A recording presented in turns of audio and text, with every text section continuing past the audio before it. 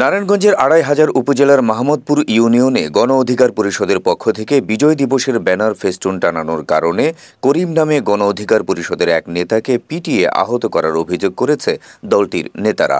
ঘটনাটি ঘটেছে শনিবার সন্ধ্যায় ২৫০০ উপজেলার মাহমুদপুর ইউনিয়নের খাসিরকান্দি গ্রামে। অভিযুক্ত বিএনপি নেতা মাসুম শিকারী নজরুল ইসলাম আজাদের সমর্থিত সদস্য। বর্তমানে তিনি মাহমুদপুর ইউনিয়ন বিএনপির সভাপতি। এ ঘটনায় শনিবার রাতে ২৫০০ থানায় একটি লিখিত অভিযোগ দায়ের করেন গণপরিষদের নেতারা। এই ন্যাক্কারজনক ঘটনায় বিএনপি নেতার বহিষ্কারের দাবি জানান তারা।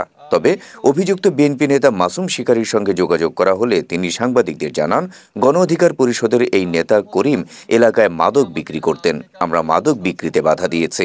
এ নিয়ে ২৫০০ থানার অফিসার ইনচার্জ এনায়েত হোসেনের সঙ্গে যোগাযোগ করা হলে তিনি অভিযোগ পেয়েছেন এবং তদন্ত করে ব্যবস্থা নেওয়া হবে বলে জানান। এই ব্যানার ফেস্টুনগুলো যদি সকাল ৯টার মধ্যে আমাদের আলটিমেটাম দিয়েছে, যদি সকাল ৯টার মধ্যে আলটিমেটামের মধ্যে যদি না নামায়, ওনাকে কেটে মেরে নদীতে ভাসিয়ে দিবে।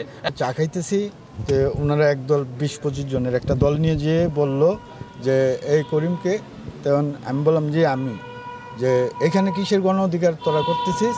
এইখানে শুধু একমাত্র আজাদের দল চলবে, এছাড়া অন্য কোনো দল এখানে করতে পারবি না বইলেই আমাকে আপনার অনেক মারল। আর আমার ব্যানার ফেস্টুন এগুলা এই মুহূর্তে নামাইতে হবে। এই মুহূর্তে তুই কই যাবি তুই জানিস। পোস্টার আর ব্যানার লাগানো হয়েছিল।